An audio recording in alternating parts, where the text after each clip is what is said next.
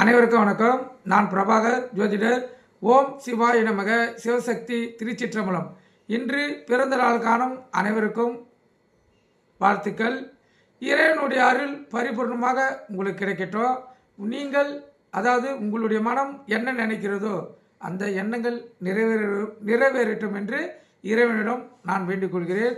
இப்போ நான் என்ன சொல்கிறேன்னா, இந்த அதிர்ஷ்ட தரும் பெண்மணியுடைய ஒரு அமைப்பு சொல்கிறேன். ஜாதக கட்டத்தில் அதிர்ஷ்டம் என்றால்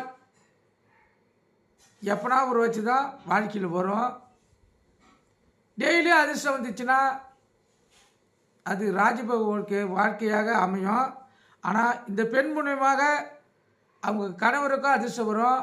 அந்த குழந்தை பிறந்ததுலேருந்து தாய் தந்தையருக்கும், அதாவது அந்த குழந்தை எந்த வீட்டில் பிறக்கிறதோ அந்த குடும்பத்திலும் வளர்ச்சிக்கு, வறுமையில் இருந்தாலும் அந்த குழந்தை பிறந்த பிறகு அவங்களுடைய வளர்ச்சி அமோகமாக இருக்கும்.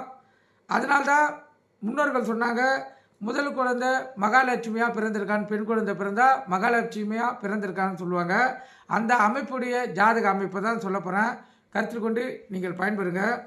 ஒரு பெண் ஜாதகத்தில் லான் போட்டிருக்க லக்குனம், அந்த லக்குனம் 2ஆம் இடம் 3ஆம் இடம் ஆகிய 3 இடங்களிலும் குரு, சுக்கிரன், புதன் அவங்க எந்த இடத்துல வேணால் இருக்கலாம். லக்னத்தில் இருக்கலாம், இல்லை 2ஆம் இடத்துல இருக்கலாம், 3ஆம் இடத்துல இருக்கலாம்.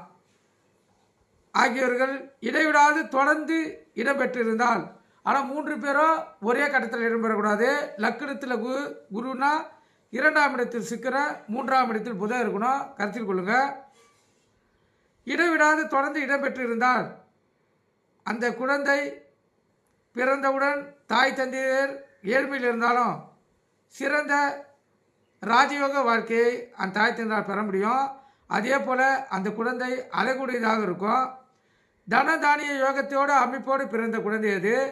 சுக போக வாழ்க்கை உடைய வாழ்க்கையை அந்த குழந்தை அனுபவிக்கும். அதே போல் இந்த பெண்ணை, அதாவது இந்த குழந்தை வளர்ந்து பெரிதான பிறகு இந்த பெண்ணை திருமணம் செய்யும் ஆண்மகன் ஏழ்மையான சூழ்நிலையில் இருந்தாலும் ராஜபோக வாழ்க்கையை ஏற்படுத்தக்கூடிய அமைப்பு இந்த பெண் மூலமாக அந்த ஜாதகருக்கு ஏற்படும்.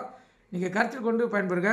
இந்த ஜாதகத்தை, இந்த அடிப்படை பொறுத்த மட்டும் ஜாதகத்தில் இந்த அமைப்பில் ஒரு பெண் பிறந்திருந்தால் 100% அரசியை போல் வாழக்கூடிய அமைப்புள்ள ஜாதக அமைப்பு. கருத்தில் கொண்டு பயன்பெறுங்க. நன்றி, வணக்கம். வாழ்க வளமுடன்.